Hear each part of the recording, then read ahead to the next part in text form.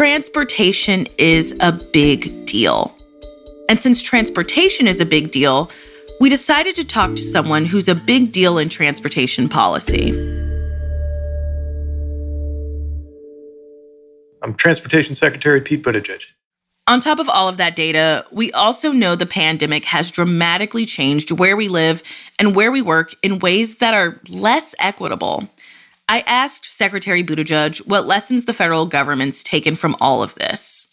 We know that social mobility depends on literal mobility, the ability to get to school, to get to good jobs, to be able to affordably move around your community and beyond. And that's something that is part of what's been at stake in the push to pass and now to implement the bipartisan infrastructure law. Part of why this is so important isn't just the physical attributes of our sometimes crumbling infrastructure. It's the fact that if we make the right choices, we're empowering more people to thrive. And if we don't, then we're locking people into patterns of falling and staying behind. What does that mean in practice? It's part of why it's important to have good transit. It's part of why it's important to invest equitably in good roads and streets that serve people in different communities. It's part of why this clean energy and clean transportation revolution that we have right now needs to be intentional about reaching everyone. For example, you look at electric vehicles tend to have a higher sticker price. And yet if people can afford them, they stand to save money because it's cheaper to fill up a car with electrons than it is with gas. So how do we make sure in terms of the affordability and in terms of the access to charging stations that reaches everybody? These are the kinds of things that we are in this infrastructure decade of the 2020s focused on, because we know that the result of that is going to mean more people free to live lives of their choosing, or at least better able to do that with transportation helping, not hurting. When we think of transportation, we tend to think of large cities, but car access can make or break people who are living in rural areas. What's the plan to address those specific needs? I think that's exactly right. You know, when you hear about things like access to transit, for example, people can easily picture transit in urban areas. But actually, rural transit is sometimes the decider for whether some Americans are able to thrive or not. And we've been funding a lot of efforts on that. Some things are also possible now that weren't before. And I'll give you the example of what a bus network can look like. So when I was mayor in South Bend, Indiana, that's a city of 100,000. That means it's big enough to have a bus system, but not dense enough to have a bus system that's very frequent. Maybe once an hour, the bus would come. And it had reliability issues too. And it was on a hub and spoke network, which meant even to get around a city that was not that big, it might take you an hour and a half for somebody who is a worker who lives on the north side to get to a factory on the northwest side, because they'd have to come all the way downtown and then go back all the way out on buses that only run every half hour or every hour. Well, in an era where we have technologies like the technology that makes Uber and Lyft possible, where you can see where the car is, you can see where the rider is, some of that could be applied to transit so they don't all have to depend on the old model of 40-foot buses running downtown and back. And we have seen some transit agencies, I saw this in Kansas City recently, for example, using this technology to provide more rides on demand for people who need them at a lower cost to the system. So that's just one example of how, in addition to making sure that people who do have access to a car have safe roads to drive on and good charging networks if they choose to go electric, we also got to make sure that there are alternatives for people who can't or don't want to have a ton of metal going along with them everywhere they go, and instead have really good options for transit or even for active transportation, depending on your community. Sometimes making sure it's easier and safer to walk or bike can be a big difference maker for people economically, as well as in terms of convenience and quality of life. I want to dig more on rural areas, and I want to briefly talk about your response to the Norfolk Southern derailment in East Palestine. It was criticized. Is there anything that you would do differently looking back on it? Look, we had folks on the ground within the first hours of the incident in East Palestine. And what happened to that community, I think, was a wake-up call to a country that was not aware that derailments happened as often as they do most of them, of course, not as severe or serious as what happened in East Palestine, but there have been many, including ones with fatalities, that actually got less attention that now I think people are paying more regard to. Ordinarily, transportation secretaries don't go to active sites of crash investigations because that's for the NTSB to do. But I did go to East Palestine because the residents there were getting so much misinformation. And I think we're really questioning whether the administration was there for them. So even though it was a break from the norm, I'm glad that I did go. I went there the day that the NTSB had their fact-finding early phase complete. And what I came away with was, one, admiration for the people of that community and how they've been going through this period of uncertainty that they faced for no fault of their own. But secondly, the need for this country to get tougher on freight railroads. We've been doing it already from day one as an administration with the authorities we have. But if Congress follows through on what's being proposed right now, then we would be in a position to do much more. And that's what I've been urging Congress to do and pushing the railroad companies to do. Because frankly, they have been able to ignore communities that have been asking them to be more responsive, asking them to take steps that could affect safety. And I think the dynamic has changed. We're going to keep pushing that as far as it can go. I do understand how those who are living in rural areas do feel overlooked. I mean, these trains pass through their communities. And I'm curious, how do you ensure that these people are not forgotten in the wake of East Palestine, not just in that community, but in these rural communities all across the country? Well, first of all, we got to bring resources, right? So we have been funding railroad safety improvements. These railroads are privately owned, but there are times when you need a public investment in order to make a difference. Also, through our rural funding programs and others, we've been able to do things like eliminating some of the crossings that can be an issue. That's why we have a railroad crossing elimination program. This has never existed before. Hundreds of millions of dollars going specifically to some of the places where those crossings need to be eliminated entirely. So that's the infrastructure side of this. Then there's the enforcement side of this. What I want rural communities, or any community that has a lot of train traffic through it, including the community where I grew up in South Bend, Indiana, which sits right along major train lines from Chicago to the East Coast, is that we have your back and we're using our authorities to hold these freight railroads accountable. But we could be doing more if Congress would authorize this. I'll give you an example. Right now, under the law, even if we catch a railroad company violating a hazardous material rule so egregiously that it leads to a fatality, the most we can fine that company is in the neighborhood of about $250,000. And if you're talking about a multi-billion-dollar freight railroad like a Norfolk Southern, that's just not enough, in my view, to change their practices or get their attention. So there's bipartisan legislation in the Senate right now that would change that. They would actually set the fine to be up to a percentage of that railroad's net income. That would make a huge difference in our ability to get their attention and to follow through with teeth on these enforcement powers. So we'll keep pushing what we can with the rulemaking that we can do and the enforcement that we can do. But with help from Congress, we could take it a lot further.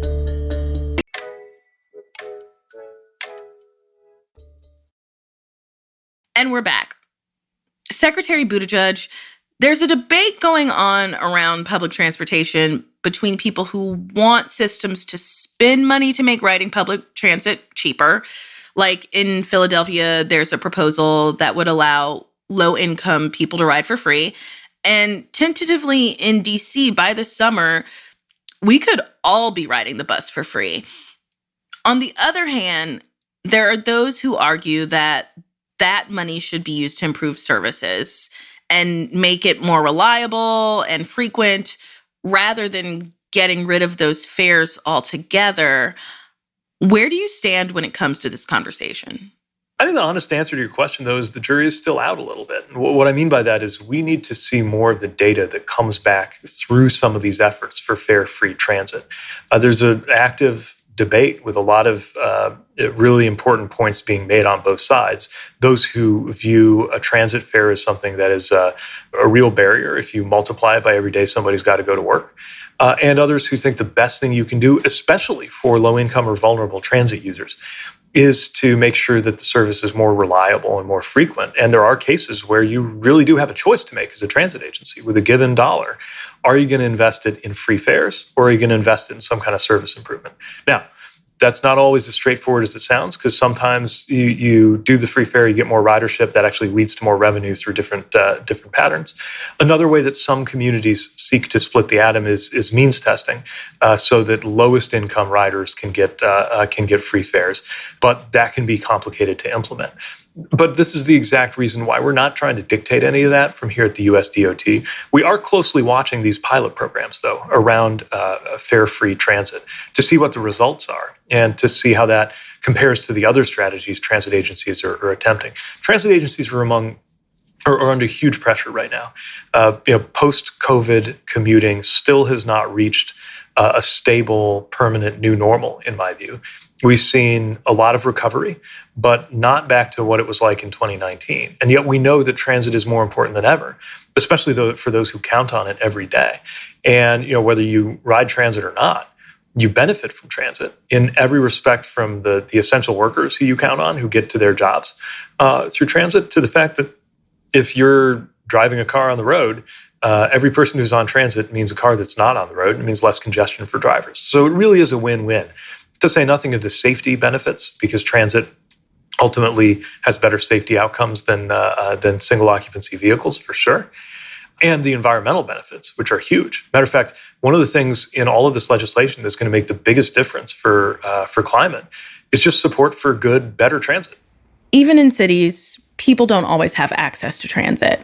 Only about 8% of the U.S. population lives near high-quality public transportation. And what do you make of expansions in cities? Should that be one of the priorities these municipalities are making?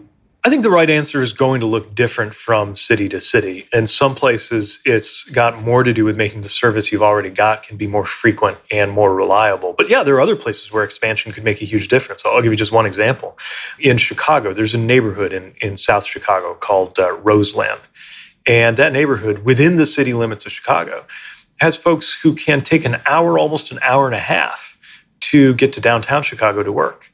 And the reason that stuck in my mind so strongly when I was there visiting with community leaders is that there's a town called Roseland, Indiana, close to South Bend, where I grew up, which is 90 miles east of Chicago. It takes about the same amount of time to get from Roseland, Indiana to downtown Chicago, if you do have a car, as it does to get from the Roseland neighborhood of Chicago to downtown if you don't. There's a clear and profound inequity here, and an opportunity to change things. In our capital investment grant program, we are supporting a red line extension in Chicago that's going to better connect the South Side. And we know that that's going to mean more opportunity for people who live there. We're also seeing a lot being done with bus rapid transit. This is where you have a bus that's sort of halfway in terms of the look and feel and experience to being more like a streetcar or light rail, but at a small fraction of the cost.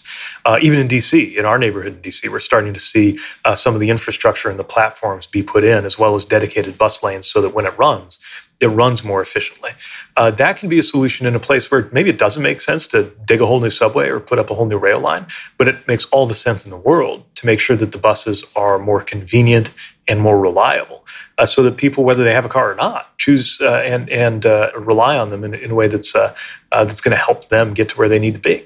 Policy is local, but transportation feels especially hyper-local. And I'm sure, since in your former life as a mayor, you're very aware of that. What trends do you want to see happen across the country when it comes to transportation? And how does the Department of Transportation plan to support those? Well, first of all, both as a mayor and just as a former mayor and as a member of this administration, I have tons of respect for the local role. I think that's where most of the key decisions that affect people's lives are made. I felt that way as a mayor. I feel that way even more strongly now that I'm in Washington.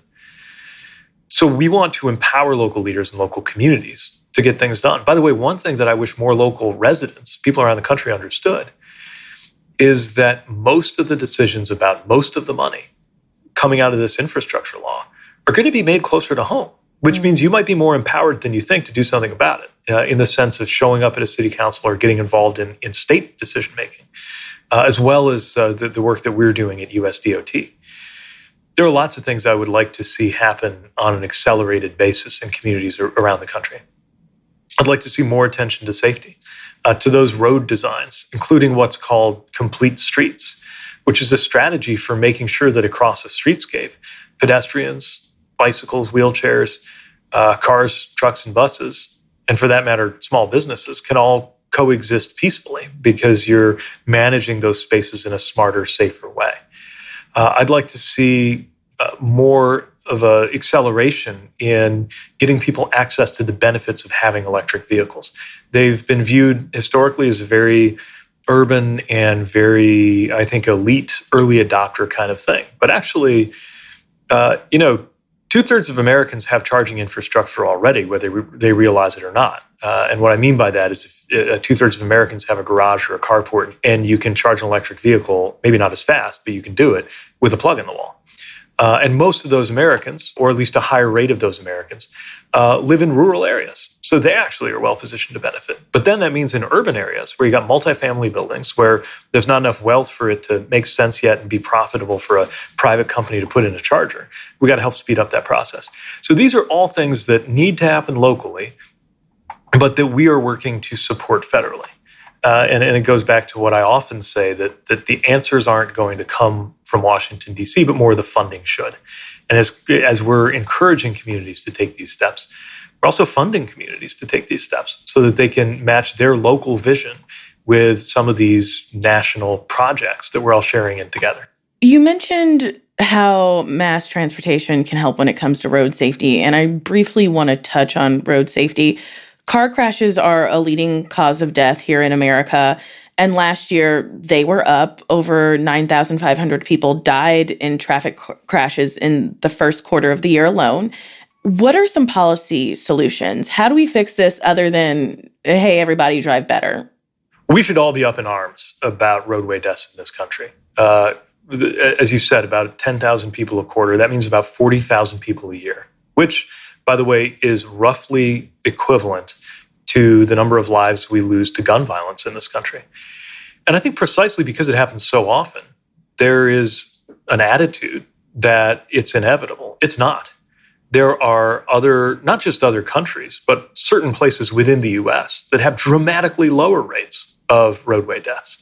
Matter of fact, at the U.S. Conference of Mayors this year, I was able to recognize 3 communities: Evanston, Illinois, Edina, Minnesota, Jersey City. Actually, there's 4, Hoboken also, that have all experienced 1 or more years of zero traffic deaths, even though we're talking about communities of tens of thousands of people and communities with very different layouts, by the way, from each other.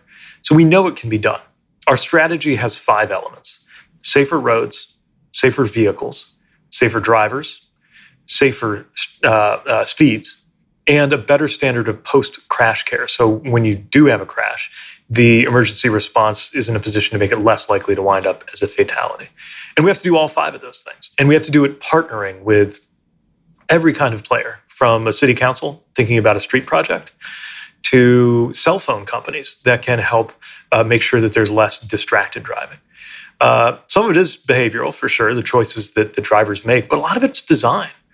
And good design recognizes that humans make mistakes, but prevents them from being fatal. And a good example to show you what's possible here is our aviation system. We're always making improvements to our aviation system. But think about the fact that we often have a year, in fact, more years than not, where the number of people killed in an airliner crash is 0. This is in a form of transportation that involves 16 million flights a year, that involves people flying through the air at nearly the speed of sound.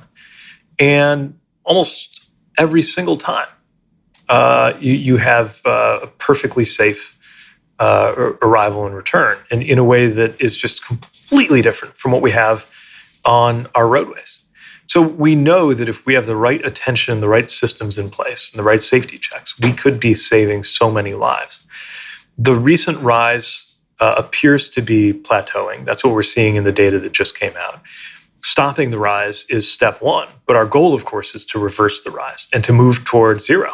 Yeah, what's caused that rise? What do you think? Well, there are several factors that we think are at play. There was an unusual rise during the year of COVID, which is a bit counterintuitive because you'd think there was less driving going on. But with less driving, there were actually more opportunities for speeding on open roadways. We're not pro-congestion. It is notable though, that when you have no traffic whatsoever, what you often saw was people who were just treating those freeways as raceways. And so we need to have a future outlook where we have neither congestion nor danger on our roads, and that's what we're trying to design for. There are questions about the design of vehicles that have technology on board that's meant to benefit safety, but if you lean on it too much, it can have the opposite result. Think about the lane assist technology, for example, and the kind of cruise control that actually knows how far away you are from the car in front of you. In theory, that's a safety boon, but not if you get so comfortable with it that you take your eye off the road and check your email. There is no vehicle you can get on commercially today where it's okay to not be paying attention to the road. I think this is especially important as you hear some of the marketing going on out there. Just to be really clear, some of these technologies are exciting, but none of them, at least nothing available today to a driver just buying a car, none of them permits you to stop having your hands on the wheel and your eyes on the road. Transportation issues like these aren't often political fodder and don't get attention like these do. And I think it would be naive not to acknowledge that you and your history as a presidential candidate might be one of the many reasons we're seeing these stories stay in the news cycle.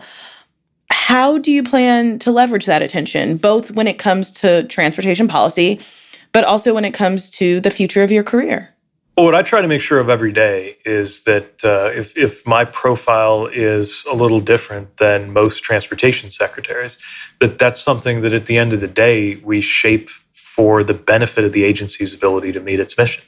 If we can attract more attention to the issue of roadway deaths, if we can really get some facts out there about electric vehicles, if we can have an honest conversation about disparities in our transportation system and what to do about them, then there's a chance to do a lot of good. But you're right, it would be naive to ignore the political noise around all of this.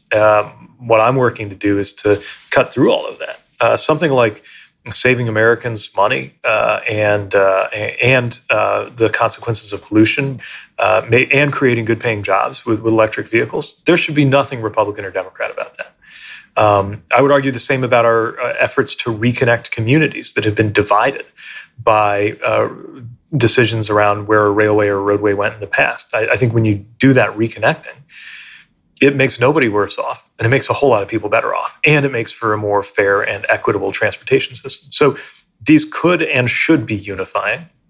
I know that's not always how it works when you have the media noise machine out there, but we're going to keep pushing because these are also just good policies that deserve to be seen through. And what about that second part of the question, the part about that attention in the future of your career? At every stage in my path, I've found that the best thing that I can do for the present and for the future is to keep my head down and try to do a good job. And that's my focus here. Transportation, in my view, is simultaneously experiencing its toughest period since 9/11 and its best period since I was born. And what I mean by that is, the reason it's the toughest period is that you've seen all of these things mostly related to COVID, and related to the decades of underinvestment that have caught up to us. That mean from container shipping to airline passenger delays, we've seen the most varied and intense set of disruptions to the transport systems of America since 9/11, especially when we got here, when the big question around our airlines was, were they going to go under, which is the big question of 2021. Or the big question on our supply chains was, is Christmas going to be canceled because nobody could get their presents? We got through the darkest days of 2021, but we got a lot more work to do. On the other hand, it's also the best time ever, I think, to be working in transportation because under the president's leadership and with a lot of good bipartisan work, we've got resources that my predecessors could only have dreamed of to do something about these problems. So that whether we're talking about railroad safety or roadway safety or electric vehicle chargers, we've got dollars that we can put to work to solve these problems. We can't solve them all overnight, but we can do more than has been possible in decades. And that responsibility and that opportunity commands more than 100% of my attention at work. All right, Secretary Pete Buttigieg, thank you so much for joining us on The Weeds. Thank you. Good being with you.